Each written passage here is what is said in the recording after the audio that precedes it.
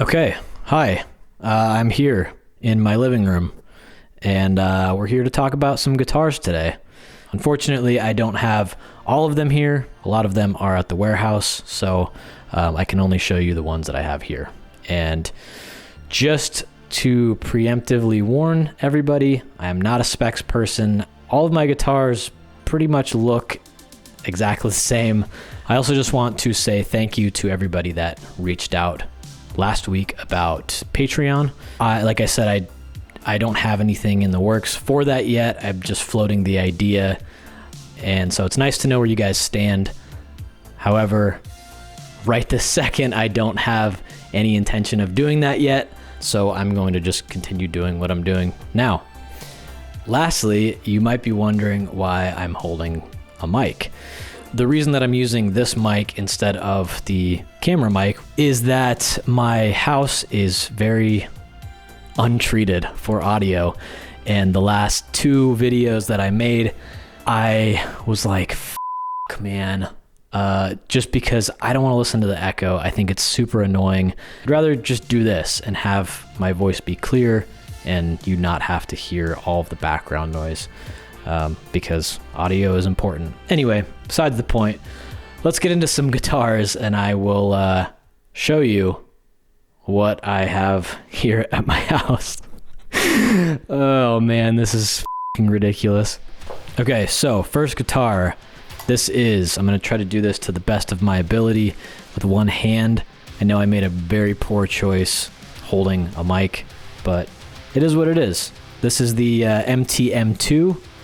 This is a very special guitar to me because this is one of the first guitars that I ever got from Ibanez about 12 years ago. And this is also the language that was used to me. The way that I understood it is that this is the last MTM2 that was ever made. So somehow I lucked out and got this. This has been a very reliable guitar for me. I have the Seymour Duncan blackouts in here. I have the fixed edge bridge in here, which has been really nice. It's kind of like a tremolo without the hassle of a tremolo. I think that this is kind of like the precursor to what all of my future guitars are trying to be, is this guitar. And I think that that's why they all look the same now thinking about it. I've used this on a lot of the writing for Infamous and for Reincarnate, and so this guitar is very special to me. Plays like a dream, and I love it. MTM2. This is a newer guitar. This is the RGIB 6. This is the guitar that my most recent custom was based on. I think the pickups might be the only thing that's different. These are also the Seymour Duncan blackouts. Pretty straightforward. Again, trying to be the MTM2. Hey, hi, this is future me here. I'm cutting into this video because I just realized in watching it that I completely glossed over the fact that the RGIB 6 is a baritone guitar, which means that it is a longer neck at 28 inches rather than the MTM2 and the Prestige, which we'll get to next, which is 25.5 inches. That's all. Okay, so this next one here is the RG 3521, I believe. This one is a Prestige model. This one is an older one. I have two of these. I want to say I got these back in 2014, but these are amazing. They're super light. So this guitar has the Mick Thompson Seymour Duncans in them. And those have been the pickups that I've been using pretty much exclusively since I started using them. Yeah, sparkly, kind of. Hard to tell, but sparkly and looks exactly like the others. I told you.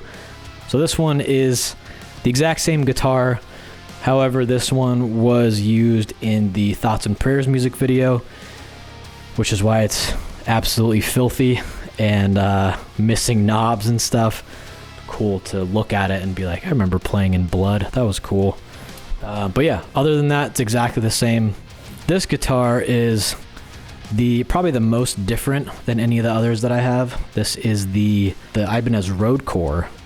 I love this guitar because I grew up listening to bands that played on Fernandez guitars, and this guitar kind of has that, like, I don't know, that funky Fernandez shape to me for some reason. I don't play it anymore because it is heavy. It feels like a Les Paul as far as weight goes.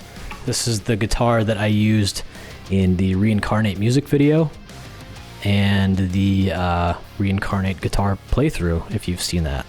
Yeah, this is a great guitar. Love this thing. Super sturdy. That's pretty much it. Okay, this is the wild card here. I went and grabbed one of Justin's basses from the warehouse last week to just try to run it through the Quad Cortex to see what kind of bass tones I could get. And so that's why this is here. I don't usually have a bass here, but here it is. The Sting Ray. I don't know anything about it. It's got 5 strings. And that's Justin's bass. He's got they're little glow-in-the-dark sticker things, and they are so thick and sharp, and I have no idea how he plays with them like this. Playing this for ow! It's painful. I don't know how he does it. Get my arms a workout here. This is a very inefficient way of doing this. Okay, so I have my acoustic here. This is the AEG 10-2, and I got this guitar, man, probably almost 10 years ago at this point, but it's been a really nice guitar. It's got the built-in tuner. I don't play much acoustic, but when I do, I typically don't grab this one because this one is severely out of tune, needs new strings, and I have another one that I like much, much better, which is the one that's next. As far as acoustics go, this is my pride and joy. This is one of my favorite instruments that I own. Plays amazing. This is the AE245. I love everything about the way that this looks, the way it plays. It has this kind of satin neck, which feels amazing. Fretboard has this like floral inlay, which I love. I've always loved guitars that have that. And it just looks elegant. Reminds me of the way like an antique violin looks. And it just looks and feels like class, and I like that. This is the one that I will typically pull out for if I'm actually like recording an acoustic. This is the one that I pull out. So that is my guitars, short and sweet. If you like this, let me know, and I will do a part 2 with my guitars that I'm currently using now. That's that.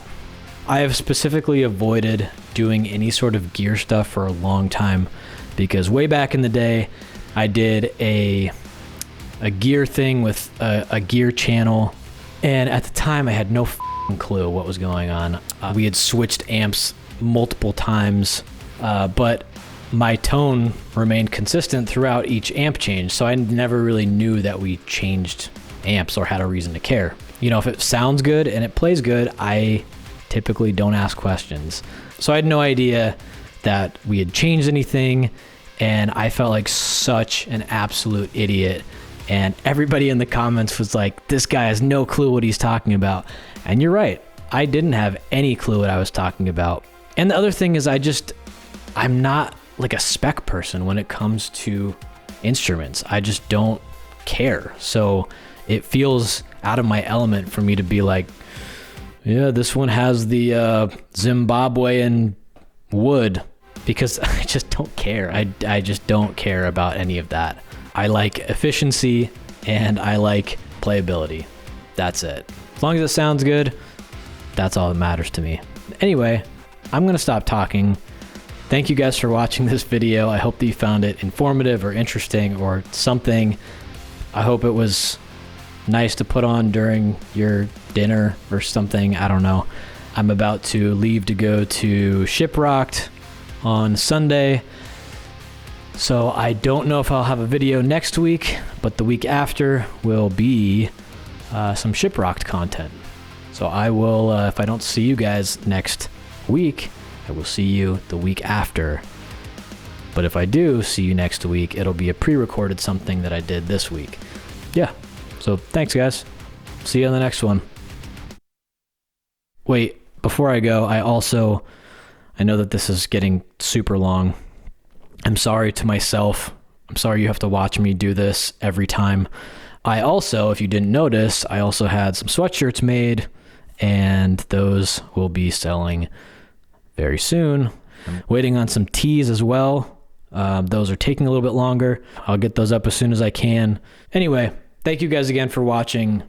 Always appreciated. Always a pleasure to have you here. And I will see you on the next one.